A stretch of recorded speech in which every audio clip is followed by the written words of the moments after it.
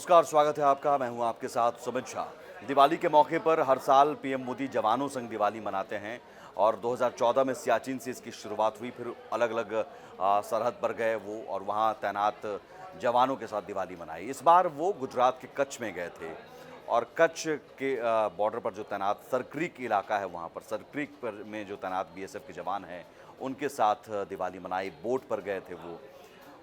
जिस जगह पर पीएम मोदी गए, दिवाली मनाई, मिठाइयाँ खिलाई जवानों को, उस जगह के बारे में हम इस वीडियो में बताने जा रहे हैं। सरक्रीक, और ये बहुत दुर्गम इलाका है और सबसे विपरीत परिस्थितियों में माना, सियाचिन के बाद माना जाता है कि एक विपरीत परिस्थिति वाला ये बॉर्डर है और दलदली इलाका है यहाँ।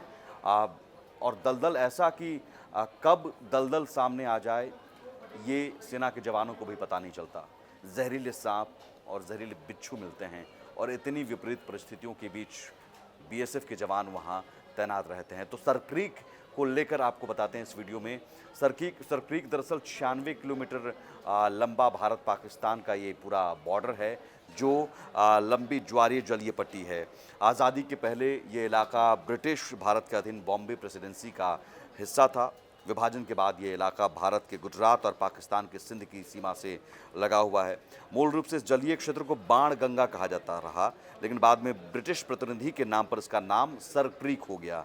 ये एरिया एशिया के सबसे बड़े मछली उत्पादन केंद्रों में से भी एक है और यही वजह है कि कई बार मछुआरे, भारत के मछुआरे पाकिस्तान की तरफ चले जाते हैं और पाकिस्तान के मछुआरे इधर आ जाते हैं, क्योंकि यहाँ पर सीमा रेखा जो है वो बहुत स्पष्ट नहीं है, अस्पष्ट है, क्योंकि कई बार यहाँ पर पानी जमा हो जाता है और कई बार वहाँ पर दलदल की स्थिति बन जाती है।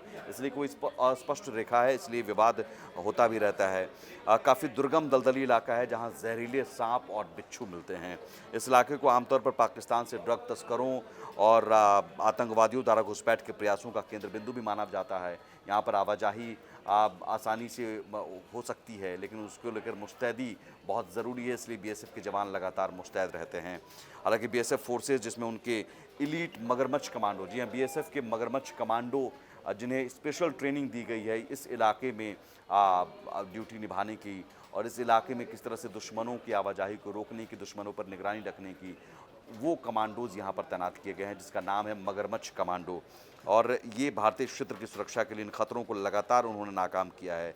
सरक्रीक एक ज्वारीय एस्चुरी मुखनद है, यानी पानी के कटाव के कारण बना है और यहाँ आने वाले ज्वार भाटे के कारण ये तय कर पाना मुश्किल है कि कितना एरिया पानी और कितना बाहर रहेगा। मान लीजिए कि आप जहाँ खड़े हैं वहाँ अगर पानी की स्थिति है, वहाँ आपको लगता है कि ये पानी है और कुछ देर बाद वहाँ पर स्थिति होगी कि वो दलदल हो जाता है, और जहाँ आप खड़े हैं अगर दलदल जैसी स्थिति है, कुछ देर बाद वहाँ पर लबालब पानी भर जाता है। तो ऐसी स्थिति वाला ये पूरा इलाका है जहाँ पर बीएसएफ के जवान लगातार मुस्तैद रहते हैं।